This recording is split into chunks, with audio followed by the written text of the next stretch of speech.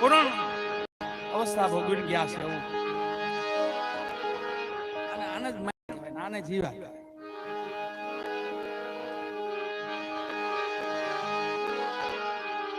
વડીલ માણસો થોડા ભોળાઓ,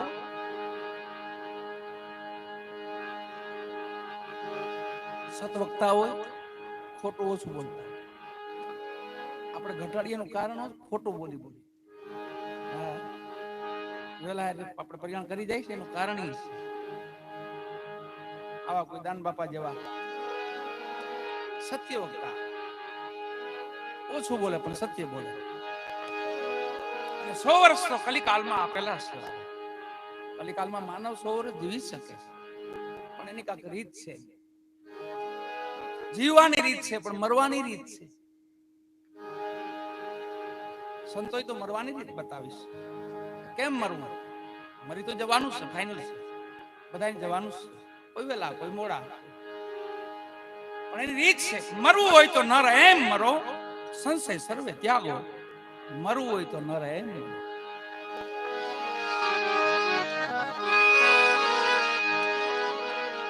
મરવાની પણ રીત બતાવી છે અને એવું પણ બતાવ્યું છે આમાં ભજનમાં. મહાપુરુષો એવું પણ આનો એવું તારણ કાઢેલું છે. બાપુ કાંઈ મરતું નથી. કોણ કે હું મરી ગયું, હું મરી જાય છે? કોઈ વસ્તુ મરી જ નથી. એવું પણ સંતોએ કીધું છે. તું ભૂલ્યો ભ્રમણાની ભીતમાં, સંતો કેઈ શું? જગત કે નથી જીવવું તો આમાંથી મરે ઈ કોણ? હું મર્યું? ક્રોધ મરી ગયો. આ 5 તત્વોનો જે દેહ બનાવ્યો છે એમાંથી કયું તત્વ મરી ગયું? વાયુ તત્વ મરી ગયું, અગ્નિ તત્વ મરી ગયું, જલ તત્વ મરી ગયું. એ 5 નથી મર્યા તો આત્મા તો અવિગત અમર છે. એ કામ મરે ભાઈ? તો કોઈનો મરતો નથી. સગળું સ્વારમ બાપાએ લખ્યું છે. એમના દીકરાનું અવસાન થયેલું અને બધા દાગુ લોકો એને મોએ બધા બાપાને આવતા હતા. પછી છેલ્લે બાપાએ નિચોડ કાઢ્યો. બધા કે મરી ગયું, મરી ગયું, મરી ગયું, પણ હું મર્યું? 5 તત્વનું પૂતળું બનાવ્યું છે, એમાંથી કોઈ તત્વ તો મર્યું નથી. તો આત્મા તો અમર છે, તો એ મર્યો નથી. બસ કરી લ્યો ભલાયું થોડા જીવડા, એવું સમજીને હાલીને તો બહુ મજા છે. જગતમાં બને એટલો જસ મેળવી લેવાનો, ભલાયું મેળવી લેવાની. અને 100 વર્ષ ભગવાને પૂર્ણાઈ પાસે આપણે તો ધીમે ધીમે હાલ થોડીક ધીમી કરવાની, હાથી જેવી હાલ રાખવાની, એટલે 100 વર્ષ ટેસ્ટ કપાઈ જાય. હાલ વધારે દે, આપણે ચિત્તા જેવી હાલ કરી નાખીએ. ઝપટ મારવાની વાત કરી છે. આમાં ઝપટ નો આવે. સંતો મહાપુરુષો ધીમી હાલ, साधु चलत अपनी गत में, हाथी चलत अपनी गत में, कुत्ता भोंकता है उसे भोंकने दे, भोंकने दे, भोंकने दे। तो राम समर मेरे भाई जग को लड़ने दे, लड़ने दे, लड़ने दे।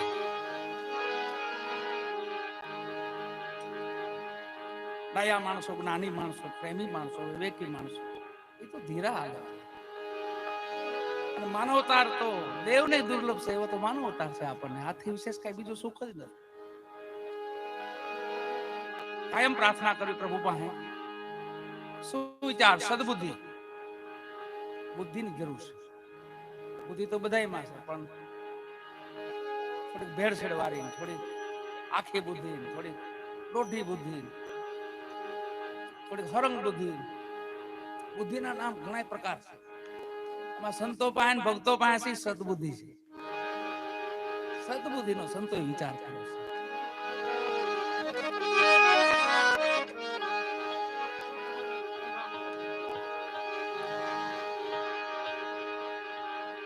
સત્ય સનાતન જગતમાં કાંઈ હોય તો મૃત્યુ છે. અને એનાથી કઈ બીવાનું થોડું હોય. ગમે તેમ બી દેવો તો પકડી લે, ગમે ત્યાં રહ્યો ને તમે છોડે ને. બહુ જીવ્યા ઋષિ બગડાલમાં તો એને આશરો નો કીનો. 78 તો રામા અવતાર જોયા હતા, તો એ મોત છે બી નો. મોત કોઈને છોડતું, કાળ કોઈને છોડતું. ઘણા કે કાળ મર્યા પછી મોક્ષ મળી જાય. મર્યા પછી મોક્ષ નહીં, મોક્ષ તો જીવતા લઈ લેવાનું. એને મોક્ષ. જીવતા જ અમુક વસ્તુનો ત્યાગ કરી ગયો ને એટલે મોક્ષ. જીવતા મોક્ષ, મર્યા પછી તો મોક્ષ જ હોય. ગમે તે મરે પછી તો મોક્ષ જ હોય. કેમ કે પછી કોઈ નડવા ન્યા કોઈ આવે નહીં. સીતારામ કહેવાય ન્યા કોઈ નો આવે. પણ મહાપુરુષો જીવિત જે ઘર જાવું મર્યા પેલા એને જીવતા જોવું. મન ને વાણી જ્યાં પહોંચે નહીં અજરા અમર રહીએ સંતો સમજી રહીએ.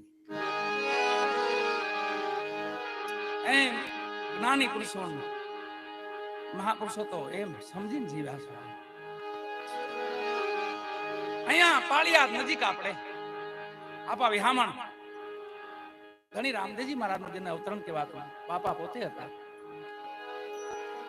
એને જેથી મંડપ કર્યો તેથી ત્યાં માનવ મેરામણનો કોઈ પાર નહીં, એટલા માનવ ઉમટ્યા. અને એમાં જીવણ સાહેબને આમંત્રણ મળેલું ઘોઘાવદર આપા જીવણને, દાદા જીવણ તમે પણ પધારજો, આ મેળો છે અને મંડપ છે ધણીનો. એ સમયે જીવણ બાપા આવે છે અને માનવ મેરામણ જોઈને આપા વિહામણે કીધું બાપા કઈ એકાદી ભજન સંભળાવો, આ સમાજને એકાદું ભજન સંભળાવો. એ સમયે એક વાણી ગાય છે બાપાએ, પાળિયાદમાં ગાયેલું ભજન છે.